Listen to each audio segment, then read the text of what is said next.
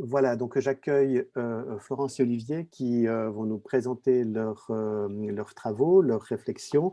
Et ils ont accepté évidemment qu'on enregistre cette présentation, et je suis très heureux de leur passer la parole, tout de suite pour maintenant, leur rappelant que mon fond d'écran va changer en fonction du temps disponible. Donc gardez un petit coup d'œil là-dessus, comme ça vous saurez toujours le temps qu'il vous reste. On vous écoute. Ok, merci beaucoup. Bonjour, donc moi je suis Florence Moncor et le travail qu'on va vous présenter cet après-midi a été réalisé lors de mon Master 2 en sciences de l'éducation au laboratoire Cyril de Trigone de l'Université de Lille.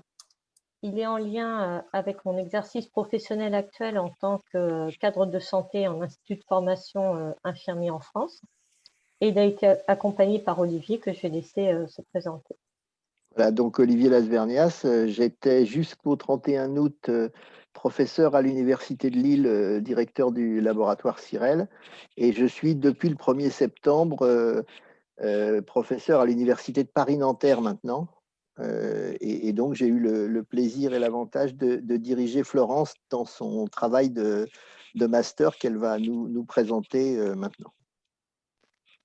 Alors, nous nous sommes particulièrement intéressés au savoir expérientiel des étudiants, c'est-à-dire au savoir issu de leur expérience de navigation sur Internet et à comment ceux-ci participent à la construction de leur savoir professionnel. Donc, contrairement à la présentation précédente, là, c'est plus un travail de recherche, une application de ce que peut être l'informatisation, l'hybridation des formations. Donc, les étudiants infirmiers en reconversion professionnelle en France sont à peu près 31 000. Ça représente 33% de la population des étudiants infirmiers français et en reconversion professionnelle. Donc, ils utilisent Internet pour rechercher des informations en lien avec leur formation. Parce que, comme tous les étudiants, c'est quelque chose qui a un peu révolutionné la recherche d'informations de par son accessibilité.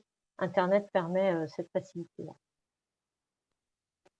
Donc, au-delà de ce contexte, la recherche d'informations sur Internet de ces étudiants s'intéresse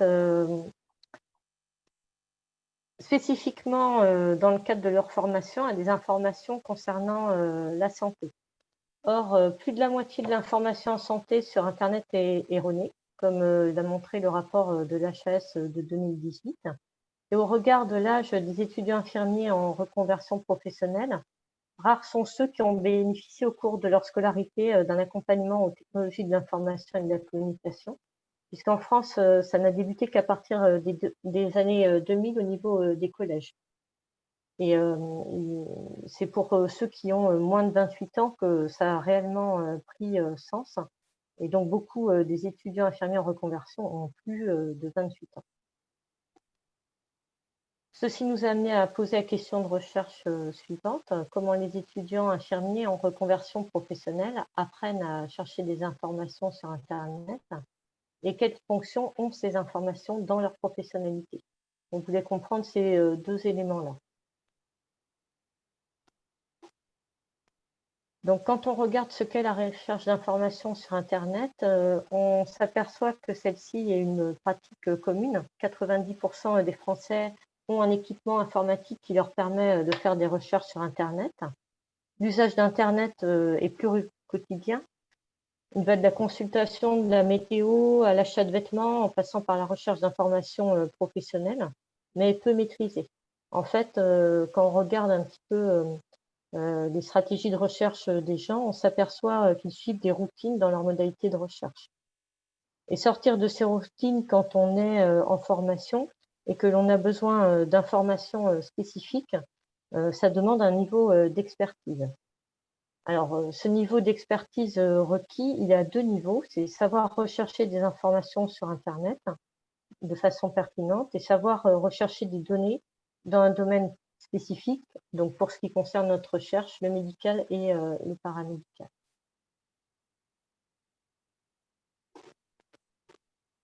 Alors, la recherche d'informations sur Internet pour ces individus mobilise donc des stratégies efficaces, surtout pour eux-mêmes.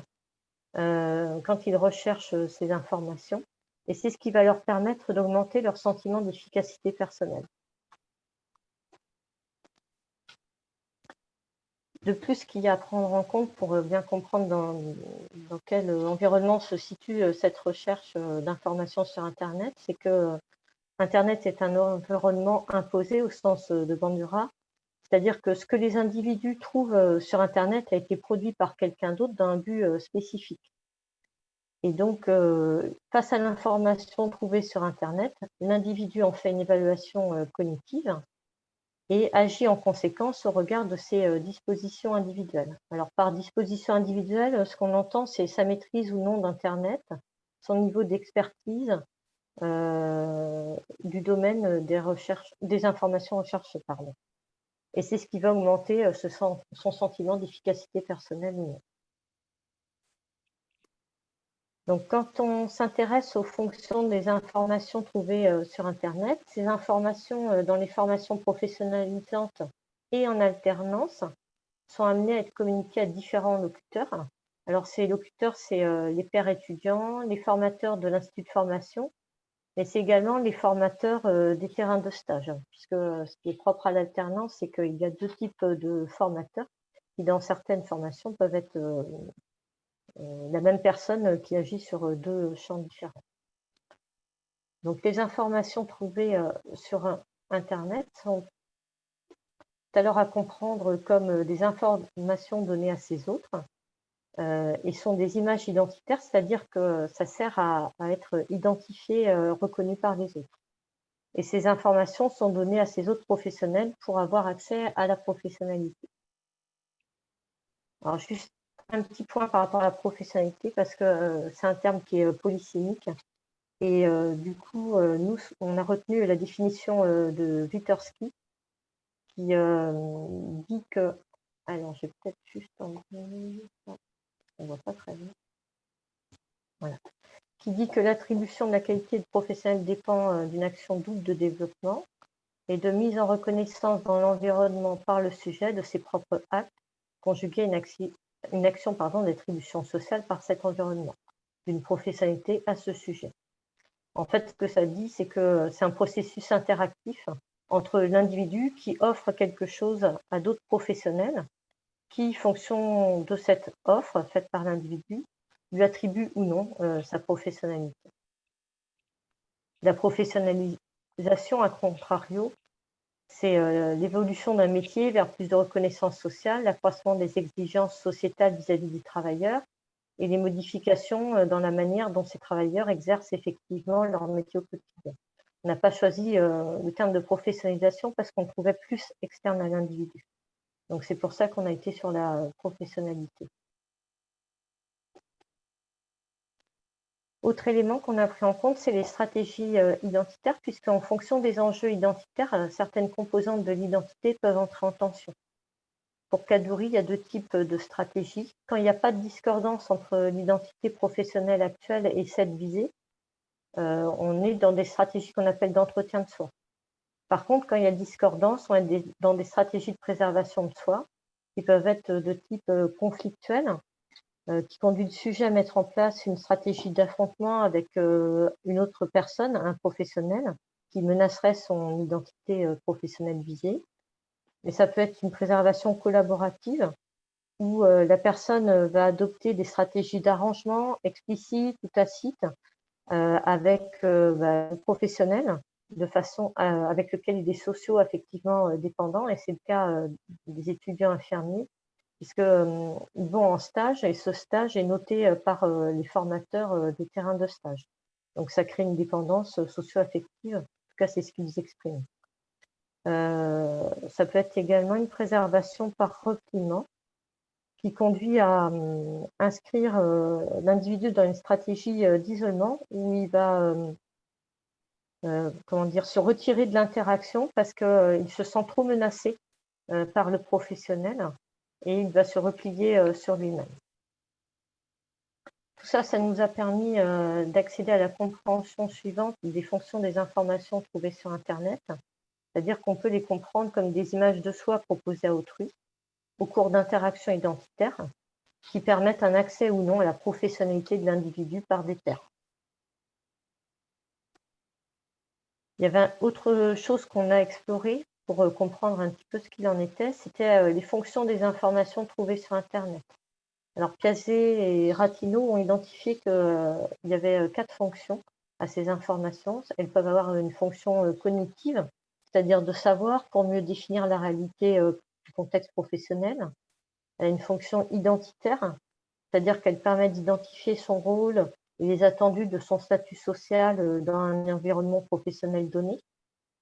Elles ont aussi des fonctions d'orientation des pratiques. Elles permettent de réaliser des pratiques, des actes en lien avec la réalité professionnelle. Et elles ont une fonction de justification, c'est-à-dire qu'a posteriori, elles permettent d'argumenter auprès des professionnels les actions qu'on a mises en place.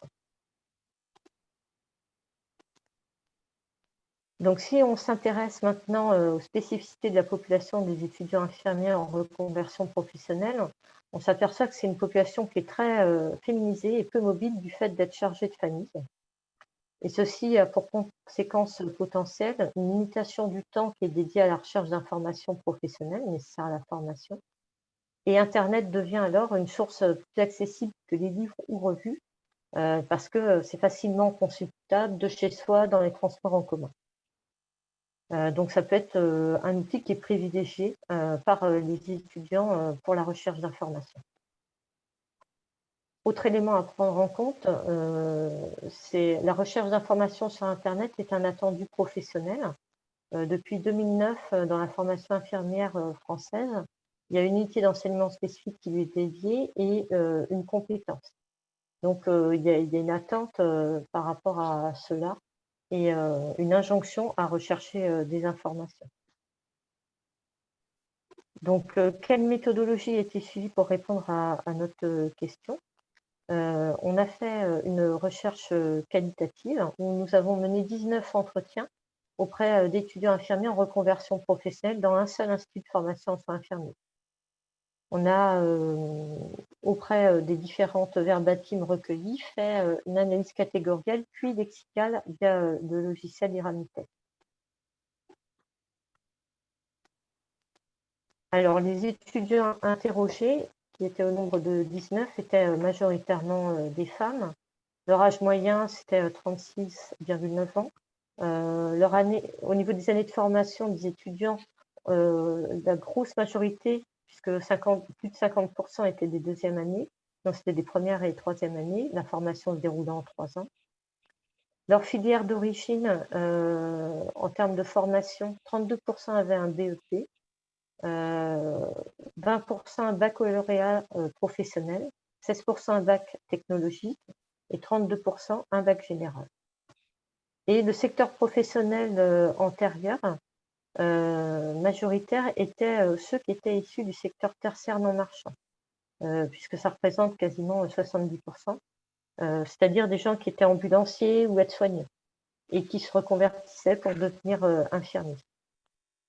60% d'entre eux n'avaient pas été accompagnés au TIC avant leur entrée en formation et pour autant, ils déclaraient un CEP, un sentiment d'efficacité personnelle positif à la recherche d'informations sur Internet pour quasiment 70% d'entre eux.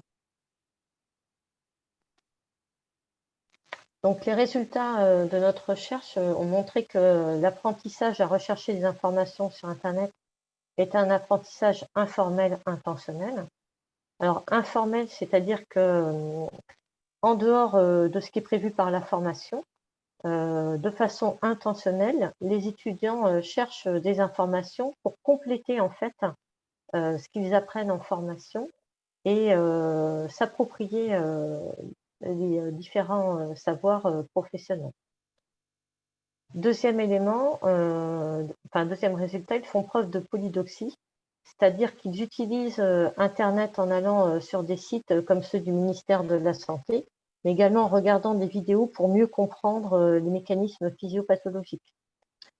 De plus, ils n'utilisent pas qu'Internet, ils utilisent également les livres qui apparaissent en fait comme un complément. C'est d'abord Internet, puis les livres pour la majorité d'entre eux. Comme autre résultat, on a identifié que les informations trouvées sur Internet ont une fonction de savoir et une fonction identitaire, et que ces deux fonctions diffèrent selon la filière d'études initiale. C'est-à-dire que les étudiants qui sont issus de la filière BEP ont une meilleure acquisition des attendus sociaux des infirmiers que ceux de la filière professionnelle. Et du coup, ils se contentent d'une stratégie d'entretien de soi. Ils n'ont pas besoin de prouver aux professionnels qu'ils vont être de bons infirmiers et donc recherchent moins d'informations de ce fait. Ça dépend également de leur secteur antérieur d'activité, puisque pour ceux qui étaient issus de secteurs professionnels éloignés du soin, les stratégies identitaires pour accéder à la professionnalité étaient beaucoup plus nombreuses que pour ceux qui étaient ambulanciers ou aides-soignants. De plus, ça dépend de leur accompagnement au TIC antérieur à l'entrée en formation, parce que ne pas avoir été accompagné au TIC, ce qui est le cas pour 70% des étudiants interrogés, ça entraîne des stratégies de repliement identitaire qui ne sont pas facilitantes pour accéder à la professionnalité, puisqu'ils ne savent pas faire dans la recherche d'informations sur Internet, et donc ils se trouvent en difficulté pour justifier leur pratique auprès des professionnels. Et puis, ça fait également, on a également identifié que les stratégies identitaires évoluaient au cours de la formation entre la première et la troisième année. Donc, au niveau des catégories des stratégies identitaires identifiées dans les entretiens, pour la stratégie d'entretien de soi, les étudiants peuvent nous dire, par exemple, que c'est quand une étudiante dit déjà leur montrer aux professionnels sur le terrain que je cherche à savoir par moi-même et d'être précise dans ce que je cherche et d'avoir une réponse claire. Je sais quelle information il me faut vraiment. Donc, on voit que là, il y a des éléments de stratégie et elle sait déjà ce qu'il lui faut, donc elle ne va pas au-delà dans la recherche d'informations. Au niveau de la stratégie de préservation collaborative, ça peut, par exemple, s'exprimer de cette façon-là. C'est pour ça que j'essaye de montrer assez rapidement aux soignants que je croche dedans, que je suis là pour apprendre, que j'ai besoin d'avoir plein d'informations et que je les sollicite beaucoup, même peut-être un peu trop des fois. Mais je trouve que ce sera toujours bénéfique de me dire que je les sollicite trop, que je pose trop de questions, plutôt que de les laisser penser qu'ils me sentent en retrait, que je ne suis pas intéressée par le stage.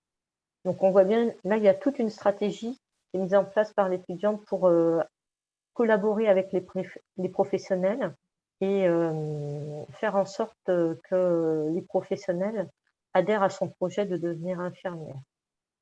A contrario, dans la préservation par repliement, on a des étudiantes, enfin une étudiante qui peut dire, là, à mon dernier stage, comme ma référente n'était pas hyper sympathique, je ne la ramenais pas, ce n'était pas la peine de la questionner. Donc, il n'y avait pas d'échange sur les informations que l'étudiante trouvait sur Internet. Elle s'est repliée sur elle-même pour préserver en fait son projet de devenir infirmière, parce qu'elle voyait que c'était trop compliqué. La préservation conflictuelle, qui est le dernier type de préservation, c'est quand, par exemple, une étudiante dit « Moi, je viens de demander, j'ai mis les pieds dans le plat à la fin du stage, pas avant parce que j'avais peur pour mon évaluation. » Donc, on voit bien que là, on va au conflit, mais que quand l'étudiant est assuré que la validité du stage est acquise. Donc, Iramtech permet d'analyser des segments de texte et de classer ces segments de texte en dendrogrammes, par exemple, et de voir quel est le poids des différentes classes de segments de texte. Et on voit que la classe principale est la fonction de savoir et une autre classe importante est la fonction de justification. Donc, en effet, pour pouvoir se justifier, il faut savoir. Et on voit bien que les informations, elles cherchent d'abord à répondre à cette fonction de savoir, aider les étudiants à acquérir des connaissances pour après pouvoir se justifier auprès des professionnels et valider l'acquisition de leur identité professionnelle. On a également tenté de modéliser un petit peu ce que ça voulait dire. Donc, je vois que le temps est écoulé. Donc, Je vous juste pour laisse une dire, petite minute. Oui, oui, prenez merci, une minute pour terminer pour la… finir. Oui, il vous reste quelques dias, ça va. En fait, entre la première et la troisième année de formation, si les gens en fait sont issus du secteur tertiaire marchand, ils sont d'abord dans une stratégie de préservation collaborative pour aller ensuite vers de la stratégie d'entretien de soi. Et quand ils sont issus du secteur tertiaire non marchand, comme les aides-soignants, ils sont en première année d'abord dans de la stratégie d'entretien de soi. Ils peuvent aller jusqu'à de la préservation conflictuelle. Mais si leur CEP, leur sentiment d'efficacité à rechercher des informations sur Internet est très faible, voire négatif, alors ils vont être dans le repliement. Donc ça amène deux grands éléments de discussion. Par rapport aux modalités d'accompagnement au développement des compétences informationnelles des étudiants, il faut aller au-delà du formel, puisqu'on voit que par eux-mêmes, ils savent très bien chercher sur Internet et que peut-être que accompagner les étudiants, c'est s'adapter à eux et individualiser cet accompagnement dans la recherche aux informations sur Internet. Et ça amène aussi à penser la formation des formateurs infirmiers à la recherche d'informations, tant au niveau des stages que des instituts de formation, de façon à permettre cet accompagnement et le développement de la recherche d'informations sur Internet des étudiants. Donc, je ne sais pas si Olivier, tu avais quelque chose à rajouter. Non, non, moi je trouve ça parfait et on a déjà un peu débordé, donc je me contenterai de t'appuyer en répondant aux questions. Parfait. Alors, dans ce cas-là, merci beaucoup. Je vais interrompre l'enregistrement et puis